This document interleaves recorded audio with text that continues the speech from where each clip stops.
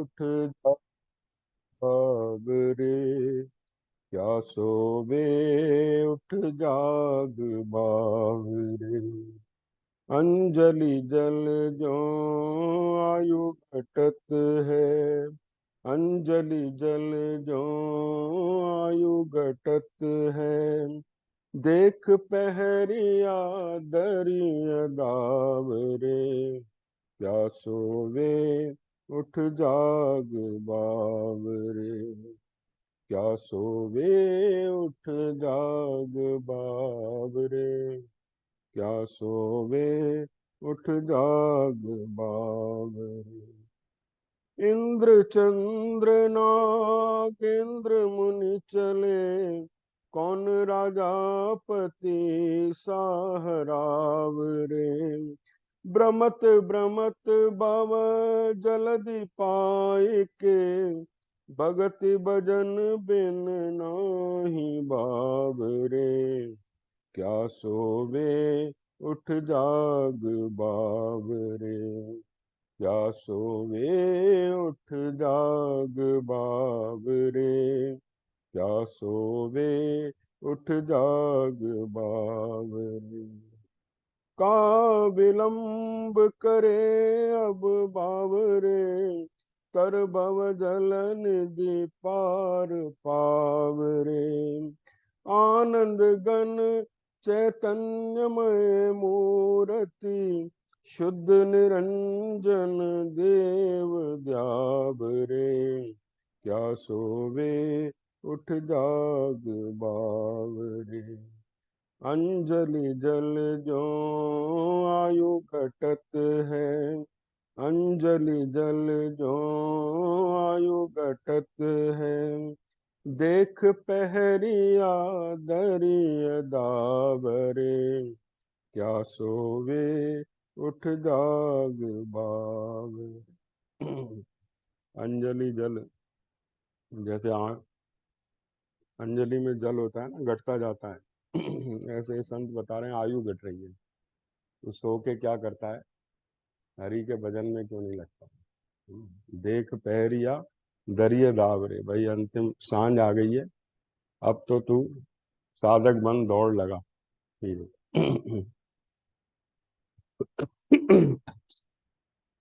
ओ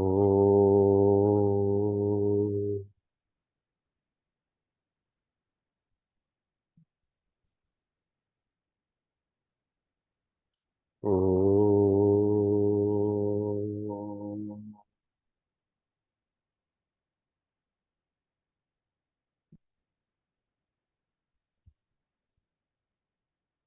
ओ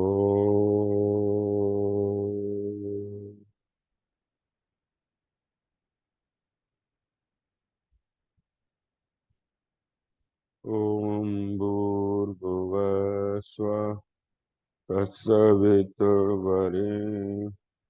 भर्गो धीमहि धियो यो न प्रचोदयात्। ओम भूर्भुवः स्वः, तत्सवितुर्वरेण्यं भर्गो देवस्य धियो यो न प्रचोदयात्। ओम भूर्भुवः स्वः, तत्सवितुर्वरेण्यं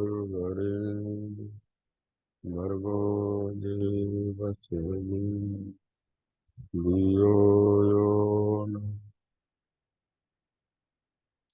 ओम शांति शांति। गुरुर्ब्रह्मा गुरुर्विष्णु गुरुर्देवो महेश्वरः, गुरुर्साक्षात् परब्रह्म तस्मै श्री गुरवे। या देवी सर्वभूतेषु शक्तिरूपेण संस्थिता, नमस्तस्यै नमस्तस्यै नमस्तस्यै। श्री राम जय राम जय जय राम, श्री राम जय राम जय जय। श्री राम जय राम जय जय जय राम। श्री राम जय राम जय जय जय राम। श्री राम जय राम जय श्री राम जय जय राम। श्री राम जय राम जय जय जय राम। श्री राम जय राम जय जय। श्री राम जय राम। श्री राम जय राम जय जय राम। श्री राम जय राम जय जय जय राम। श्री राम जय राम जय जय जय। श्री राम जय राम जय जय। श्री राम जय राम जय। प्रेम से बोलिए सियावर रामचंद्र भगवान पवन सुत हनुमान। हर हर महा।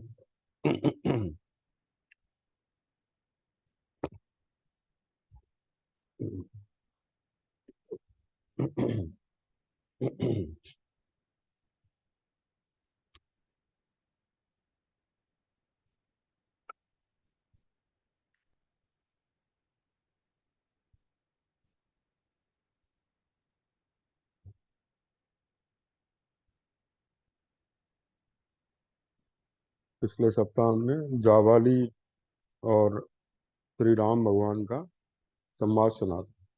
राम भगवान ने जो शास्त्र मर्यादा है, जो सनातन धर्म की परंपरा है, उसका उल्लेख किया है, जो सदा से चली आई है। गोस्वामी तुलसीदास जी ने भी कहा है ये, प्रथम मुनिन हरि कीरत गाई, तेई मग सुगम चलत मोहि भाई। बोले पहले मुनियों ने हरि कीर्तन का गान किया है इस संसार सागर से पार उतरने के लिए। उसी मार्ग से चलने में मुझे सुगमता है। देखो पहले छोटा था मैं, तो लाइब्रेरी खोलने का शौक था मेरा कि एक प्लॉट लेंगे बड़ा सा, 8-10 दोस्तों को इकट्ठा करूंगा, फिर कलेक्शन करेंगे हम घर घर जाके, और फिर इतनी बड़ी लाइब्रेरी खोलेंगे, वहां पे दुनिया के जितने भी धर्म ग्रंथ हैं सब होंगे। ऐसे मैं मन में कल्पनाएं करता था। मैं बाबा के पास गया था मैं। वो बाबा से कहा ऐसे ऐसे मैं लाइब्रेरी खोलना चाहता हूँ। बोले बेटा इतना महंगा प्लॉट मिलेगा तुझे, कहाँ तू उसको बनवाएगा, कितना तू काम करेगा, तू वहाँ गीता भवन आ जा, वहाँ पहले से लाइब्रेरी है, लेकिन वो बिखर गई है पूरी, कोई संभालने वाला नहीं, उसको तू संभाल ले। जो पहले से चीज है उसी को पुष्ट कर ले, वो आसान है। तो मुझे बात सही लगी एकदम। मैंने कहा, ये तो बहुत आसान हो गया। जो काम मेरा 5-7 साल 10 साल में होता भी नहीं भी होता है, इतना प्लॉट बनता, घर लेना तो मुश्किल होता है आजकल, है ना। तो वो मैंने कहा ये तो एकदम कल ही शुरू हो जाएगा ये काम, तो मैं अगले दिन ही पहुंच गया। वहाँ जितनी किताबें दीमक लग गई थी उसको साफ करवा के, जिल्द विल्द बनवा के, ऐसा बढ़िया सेट कर दिया, सब खुश हो गए। संत आते थे, वो किताब ले जाते थे ना, अब वो अब तो खैर वहाँ संभालने वाले तो ये, हाँ, तो ये कहा भाई, जो पहले से चली आ रही है ना परंपरा, वो आसानी होती है ना। अब तुम नया ही मत खड़ा कर लो कोई। उड़िया बाबा जी महाराज से किसी ने कहा कि अगर हम राम और कृष्ण को नहीं माने भगवान के रूप में, एक नई कल्पना कर लें, क्योंकि भगवान तो सब जगह हैं, सर्वत्र हैं, पेड़ में भी हैं, पत्थर में भी हैं, हम एक अपनी नई कल्पना कर लें। बोलो कर लो, मना थोड़ी है। उड़िया बाबा जी बोले, लेकिन बोले राम और कृष्ण को मानने से तुम्हें लाभ ये होगा, जितने भी राम भक्त हैं उनकी शक्ति तुम्हें मिलेगी, जितने भी कृष्ण भक्त हैं उनकी शक्ति तुम्हें प्राप्त होगी, क्योंकि उन्होंने जो कहा है, उन्होंने जो अनुभव किया है, वो सब तुम्हें प्राप्त हो जाएगा सहज ही। नई कल्पना में तुम कहोगे नई कल्पना बेकार है, ऐसा भी तो हो जाए। तो ये अपना जो मत है ना वो बिखर सकता है, लेकिन जो शास्त्र सम्मत वेद सम्मत मुनियों ने जिनको प्रमाण माना, ये सनातन धर्म, तभी तो इसकी महिमा है। सनातन धर्म पता अनादिकाल से चला आ रहा है ना। वेद अनादिकाल से चले आ रहे हैं। तो वेद संबद्ध जो मार्ग होता है वो सुरक्षित होता है, श्रेष्ठ होता है। तो राम भगवान ने उसी का प्रतिपादन किया। बोले तुम जो बात कहते हो ये कुछ भी नहीं है, परलोक कुछ भी नहीं है, माता पिता कुछ भी नहीं है, तो फिर तो स्वेच्छाचार हो जाएगा, है ना। मैं स्वेच्छाचारी हो गया तो हर कोई मनमाना आचरण करेगा। तो इस प्रकार से बड़ी युक्तियों से, बड़ा श्रेष्ठ युक्तियां देते हुए उसकी बात का खंडन किया है। और अब आगे जो है वशिष्ठ जी राम भगवान से कुल परंपरा का उल्लेख करके बताते हैं कि बड़ा ही बेटा होता आया है राजा, आप राज्य ग्रहण करो, भरत जी आपसे कह रहे हैं। देखो राम भगवान के अंदर विमल विवेक विचार है। गुरु भी कह रहे हैं, तो ये नहीं है कि गुरु की बात जो है अंधश्रद्धा से मान ली। विमल विवेक विचार, है ना, अपने जीवन में होना चाहिए। उन उनकी बात को सुन के अगर गुरु की बात कटती भी है ना, तो गुरु प्रसन्न होते हैं कि ये बड़ा धर्म वाला है। गुरु भी प्रसन्न होते हैं, है ना। क्योंकि जो सच्चा गुरु होगा वो ये देखेगा भी मेरा शिष्य धर्म पे अटल है, सत्य पे अटल है।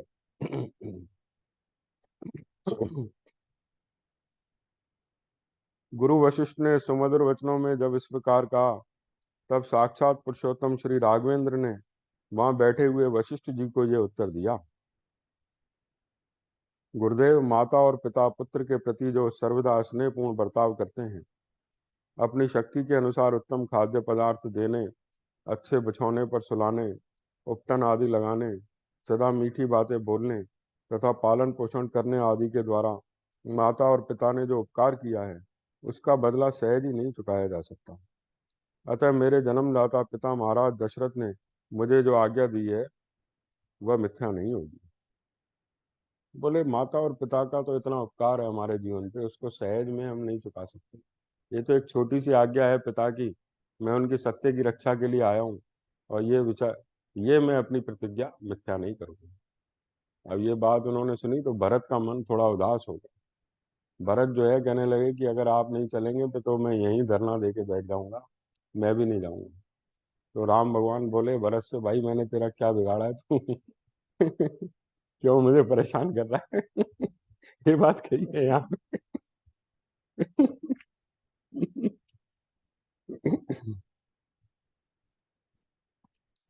तब महातेजस्वी राज ऋषि शिरोमणि श्री राम ने उनसे कहा, तात भरत, मैं तुम्हारी क्या बुराई करता हूँ जो मेरे आगे धरना दोगे। ब्राह्मण एक करवट से सोकर धरना देकर मनुष्यों को अन्याय से रोक सकता है, परंतु राज तिलक ग्रहण करने वाले क्षत्रियों के लिए इस प्रकार धरना देने का विधान नहीं है। ये क्षत्रियों के लिए विधान नहीं है जी। अब मोदी धरना दे के बैठ जाए हमारी मांगे पूरी करो, तो उल्टी बात हो जाएगी ना। ये क्षत्रिय भाई राजा है, वो तो भरत तो राजा है ना। तो बोले भाई क्षत्रियों के लिए इस तरह की बातें नहीं है, तो आम आदमियों की बातें, है ना। अतः नरश्रेष्ठ रघुनंदन, इस कठोर व्रत का परित्याग करके उठो और यहाँ से शीघ्र ही अयोध्यापुरी को जाओ। यह सुनकर भरत वहां बैठे बैठे ही सब और दृष्टि डालकर नगर और जनपद के लोगों से बोले, आप लोग भैया को क्यों नहीं समझाते हैं। भरत तो हार गए, बोले अब सबकी तरफ दृष्टि डाली उन्होंने, बोले आप ही समझाइए भैया को क्यों नहीं समझाते हैं।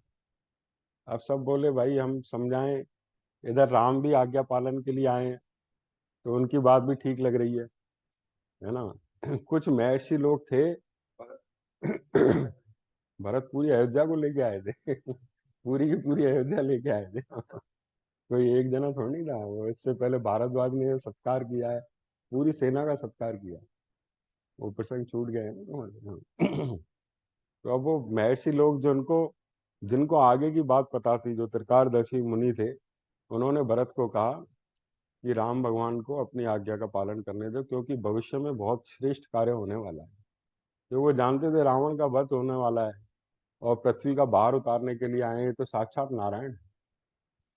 तब भरत जी फिर आखिरी में हार के भगवान से बोले कि मैं नहीं संभाल पाऊंगा, राज्य पालन की शक्ति मेरे अंदर नहीं है। तो राम भगवान ने कहा कि भरत, तुम्हें जो ये विनम्रता युक्त बुद्धि प्राप्त हुई है ना, यही इतनी ऊंची है कि इसके द्वारा तुम समग्र संसार का पालन कर सकते हो।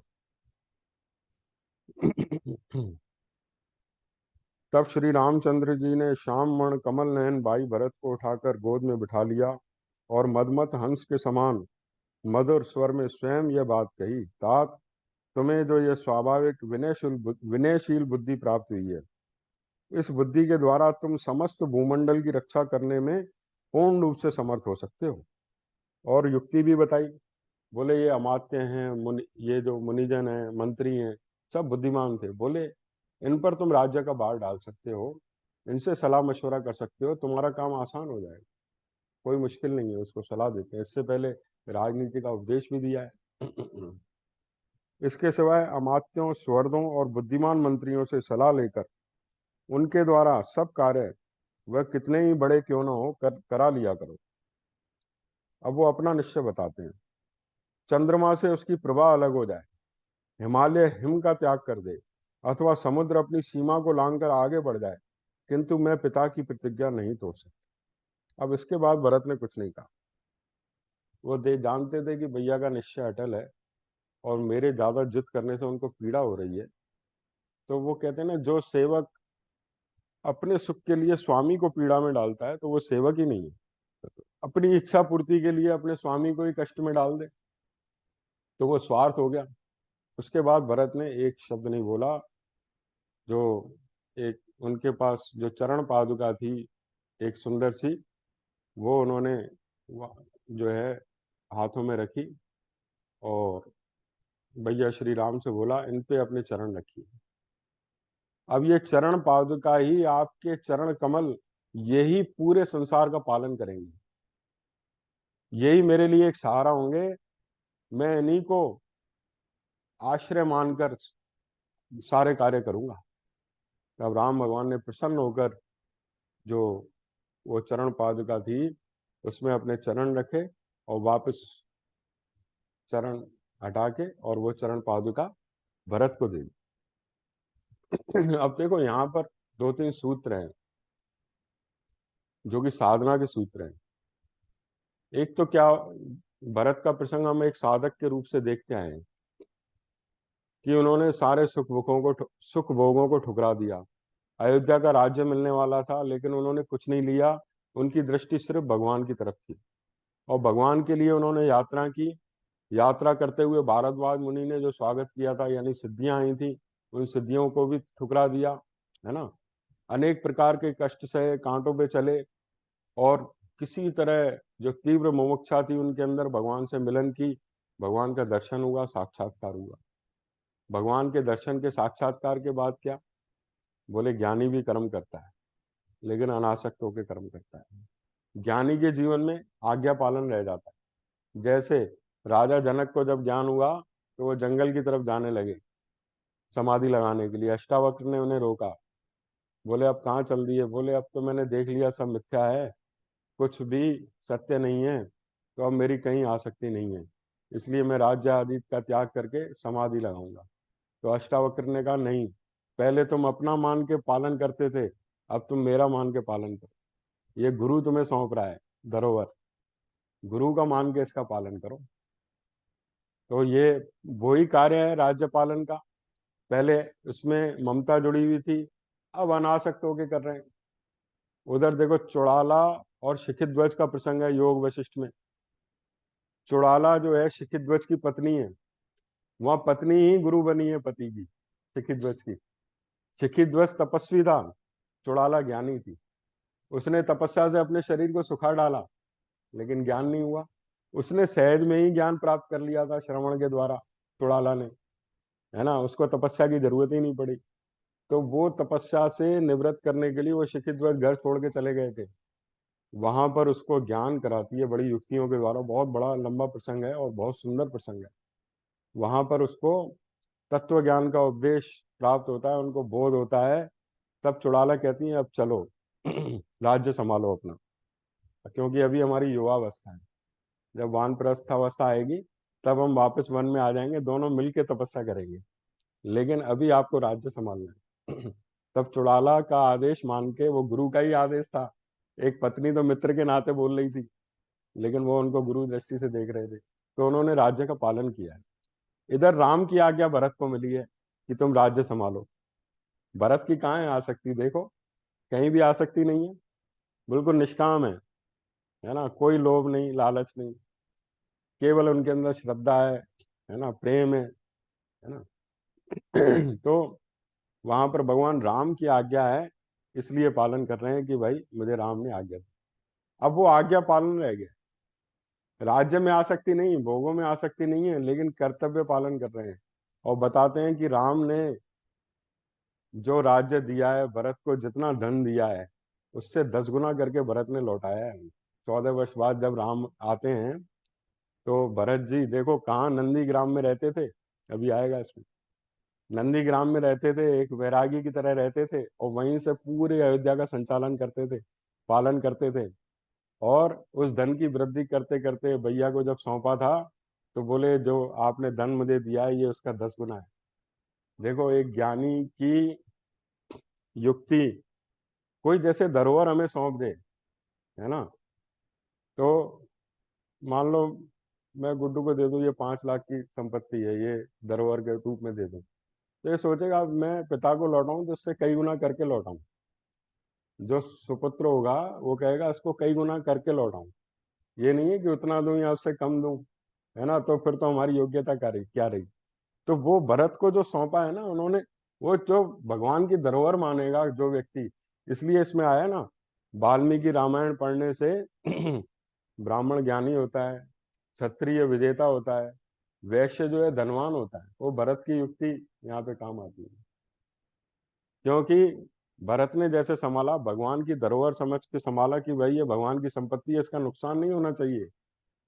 दुकान पे अगर बैठोगे अपनी दुकान मान के फिर भी तुम नुकसान कर सकते हो, भगवान की मान के नुकसान नहीं कर सकते। भाई भगवान की है ये, मुझे इसमें नुकसान नहीं होने देना है, इसमें पूरी जी जान लगा देनी है, ताकि जो भगवान की सौंपी हुई चीज है उसको मैं बढ़ाता जाऊं। तो ये युक्तियां जो हैं और हमारे अंदर उत्साह वर्धन करने वाली है। तो ये कई सूत्र भरत के प्रसंग में से निकलते हैं। और देखो जो भरत ने आत्म बोध उनको हो गया, लेकिन एक सगुण साकार की मूर्ति सामने रखी है, चरण पादुका, उन्होंने वहां पर नंदीग्राम में उसकी पूजा करते थे। बोले भगवान के चरण कमल हैं साक्षात, उनको मस्तक पे रख के ले गए थे, इतना उनका आदर भाव है। उनको मस्तक पे रख के भगवान राम की परिक्रमा की थी। तो उनको साक्षात भगवान के चरण मानते थे, और जो भी राज्य का कार्य होता था वो उससे निवेदन करते थे, है ना। तो हम भी जो भी कार्य करें तो भगवान की ही आज्ञा समझ के करें, तो वो कार्य बहुत सुंदर होगा, और साथ ही वो कार्य हमें संसार से छुड़ाने वाला होगा, बांधने वाला नहीं होगा। जो भगवान की आज्ञा समझ के किया जाता है वो कर्म बंधन का कारण नहीं होता है, और उसमें हमें उकताहट भी नहीं होगी, मन विक्षेप में भी नहीं आएगा कि भाई इतना काम हम तो जीवन से थक गए हैं, ऐसा कभी भाव ही नहीं आएगा। अरे भगवान की आज्ञा है, भगवान का कार्य कर रहे हैं, क्या थकना। हनुमान समुद्र लांगे, अरे राम काज कीने बिना मोहि कहाँ विश्राम, राम का काज कार्य किए बिना मुझे विश्राम कहाँ। जो मैनाक पर्वत ने उनसे कहा था तुम विश्राम कर लो, ये आगे आएंगे प्रश्न।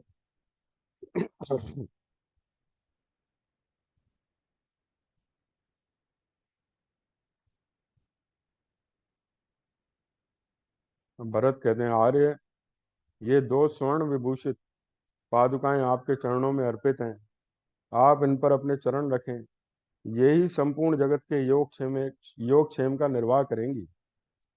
तब महातेजस्वी पुरुष सिंह, देखो ज्ञानी के कर्म जो होते हैं ना फिर श्रेष्ठ कर्म ही होते हैं। जैसे ये पंखा चल रहा है स्पीड से, अचानक इसको बंद कर दें तो भी चलेगा ये, ऐसे नहीं कि ज्ञान होते ही कर्म बंद हो जाएंगे, तो भी कुछ देर तक चलता है। तो ज्ञान होने के बाद नए कर्म बनना बंद हो गए, लेकिन प्रारब्ध शेष है ना शरीर का, तब तक शरीर रहता है, तो वो स्पीड कम हो जाती है कर्मों की।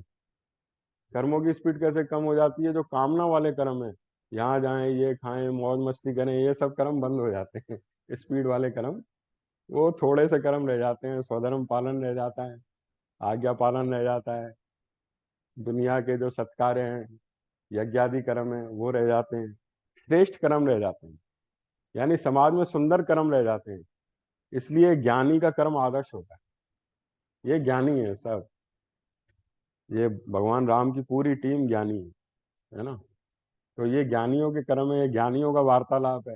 इनसे हमें सीखना चाहिए कि इन्होंने किस तरह कर्म किए थे, तो कर्म की युक्तियां हमें ज्ञात होंगी, है ना। बहुत सुंदर सुंदर सूत्र इसमें से निकल के आते हैं। उन पादुकाओं को प्रणाम करके भरत ने श्री राम से कहा, वीर रघुनंदन, मैं भी 14 वर्षों तक जटा और चीर धारण करके फल मूल का भोजन करता हुआ आपके आगमन की प्रतीक्षा में नगर से बाहर ही रहूंगा। परंतप इतने दिनों तक राज्य का सारा भार आपकी इन चरण पादुकाओं पर ही रखकर मैं आपकी बाट जोता रहूंगा। रघुकुल शिरोमणि, यदि 14वां वर्ष पूर्ण होने पर नूतन वर्ष के प्रथम दिन ही मुझे आपका दर्शन नहीं मिलेगा तो मैं जलती हुई आग में प्रवेश कर जाऊंगा। बोले 14 वर्ष पूरे होते ही अगले दिन आपका दर्शन नहीं हुआ तो मैं जलती आग में प्रवेश कर जाऊंगा। तब ध्यान है, जब 14 वर्ष पूर्ण हुए थे तो राम ने हनुमान को भेजा था, जाओ तुरंत जाओ, भरत को बताया हो कि हम आ रहे हैं।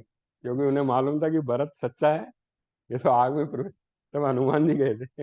हनुमान जी ने ऐसे ऐसे काम किए, तो वो भरत को सूचना दी थी, तब वो मतलब एक तरह से भरत की भी जान बचाई उन्होंने। क्योंकि भाई पहुंचने में समय तो लगेगा वहां से। तो हनुमान ने ऐसे कार्य किए तीव्र। वो वायु पुत्र थे, वो तो उड़ के पहुंच जाते थे फटाफट। श्री रामचंद्र जी ने बहुत अच्छा कहकर स्वीकृति दे दी और बड़े आदर के साथ भरत को हृदय से लगाया। तत्पश्चात शत्रुघ्न को भी छाती से लगाकर यह बात कही, रघुनंदन, मैं तुम्हें अपनी और सीता की शपथ दिलाकर कहता हूँ कि तुम माता केकई की रक्षा करना, उनके प्रति कभी क्रोध मत करना। इतना कहते कहते उनकी आंखों में आंसू उमड़ आए। उन्होंने व्यथित हृदय से भाई शत्रुघ्न को विदा किया। शत्रुघ्न थोड़े तेज स्वभाव के थे, मंथरा को भी मारा था ना उन्होंने बहुत। तो बोले वो राम ने इसलिए उनको ये कहा कि भाई केकई पे क्रोध मत करना, केकई माता है उनको पूरे आदर सम्मान से रखना। और हृदय से लगाया तो उनके बाद भगवान राम की आंखों में आंसू थे। सारी माताएं, अब श्री राम का जो बिछोह हो रहा है ना, उन सारी माताएं के मन में आंसू हैं, नेत्रों में जल बह रहा है। और राम की विदाई का अवसर है, क्योंकि वो इतने दिन यहाँ पर तुलसीदास जी के उसमें आता है 5-7 दिन रहे थे राम भगवान के साथ ही। तो वो उनको ऐसा लग रहा था कि यही अयोध्या है, यही राम का दर्शन ही तो हो रहा है नित्य प्रति। अब जो है विदाई का प्रसंग है। धर्मज्ञ भरत ने भली भांति अलंकृत की हुई उन परम उज्ज्वल चरण पादुकाओं को लेकर श्री रामचंद्र जी की परिक्रमा की तथा उन पादुकाओं को राजा की सवारी में आने वाले सर्वश्रेष्ठ गजराज के मस्तक पर स्थापित किया। तदनंतर अपने धर्म में हिमालय की भांति अविचल भाव से स्थित रहने वाले रघुवंश वर्धन श्री राम ने क्रमशः वहां आए हुए जन समुदाय, गुरु मंत्री प्रजा तथा दोनों भाइयों का यथा योग्य सत्कार करके उन्हें विदा किया। उस समय कौशल्या आदि सभी माताओं का गला आंसुओं से रुंध गया था। वे दुख के कारण श्री राम को संबोधित भी नहीं कर सकती थी। माताओं का मन ऐसा दुख से भर गया था कि वो कुछ बोल ही नहीं पा रही थी, उनका गला जैसे रुंध जाता है ना, वो राम को संबोधन भी नहीं कर पा रही थी। श्री राम भी सब माताओं को प्रणाम करके रोते हुए अपनी कुटिया में चले गए। राम भी ये देख नहीं पा रहे थे, वो रोते रोते अपनी कुटिया की तरफ मुड़ गए। और भरत यहाँ से अयोध्या की तरफ चले हैं। और रास्ते में उन्होंने भारद्वाज मुनि से भेंट की है। और भारद्वाज मुनि को उन्होंने सारा समाचार बताया है कि मेरी राम से भेंट हुई। तो भारद्वाज मुनि ने उनको आशीर्वाद दिया है और कहा, भरत, तुम मनुष्यों में सिंह के समान वीर तथा शील और सदाचार के ज्ञाताओं में श्रेष्ठ हो। जैसे जल नीची भूमि वाले जलाशय में सब ओर से बहकर चला आता है, उसी प्रकार तुम में सारे श्रेष्ठ गुण स्थित हो। यह कोई आश्चर्य की बात नहीं है। तुम्हारे पिता महाबाहु राजा दशरथ सब प्रकार से उर्ण हो गए, जिनको तुम जैसा धर्म प्रेमी और धर्मात्मा पुत्र है। उन महाज्ञानी महर्षि के ऐसा कहने पर भरत ने हाथ जोड़कर उनके चरणों का स्पर्श किया। फिर वे उनसे जाने की आज्ञा लेने को उद्यत हुए। तदनंतर श्रीमान भरत बारंबार भारद्वाज मुनि की परिक्रमा करके मंत्रियों सहित अयोध्या की ओर चल दिए। अब अयोध्या में वो अपने गुरुजनों से निवेदन करके नंदीग्राम की तरफ जाते हैं, वहाँ अपना कुटिया बनाते हैं और गुरु वशिष्ठ की आज्ञा लेकर वो कहते हैं मैं यहीं से राज्य का सारा कार्य देखूंगा। तो मंत्री आकर उनको सब बताते थे वहाँ पर, और वो चरण पादुकाओं को वहाँ पर स्थापित किया है, उसकी पूजा की है ना। बस उसके बाद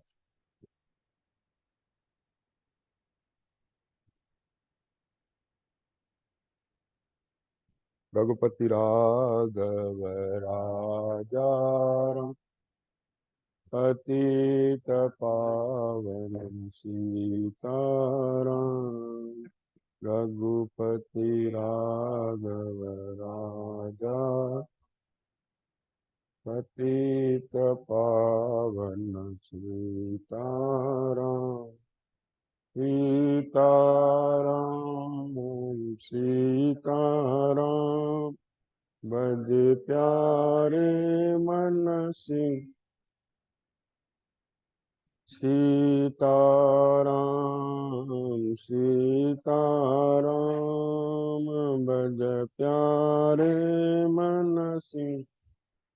राम रघुपति राघव राम, पतित पावन सीताराम। कृष्णाय वासुदेवाय हरे परमात्मने, प्रणतक्लेशनाशाय गोविन्दाय नमो नमः। त्वमेव माता च पिता त्वमेव, त्वमेव बन्धु च सखा त्वमेव विद्या द्रविणं त्वमेव, त्वमेव सर्वं मम देवदेव। ॐ पूर्णमदः पूर्णमिदं पूर्णात् पूर्णमुदच्यते, पूर्णस्य पूर्णमादाय पूर्णमेवावशिष्यते। ॐ शान्ति शान्ति।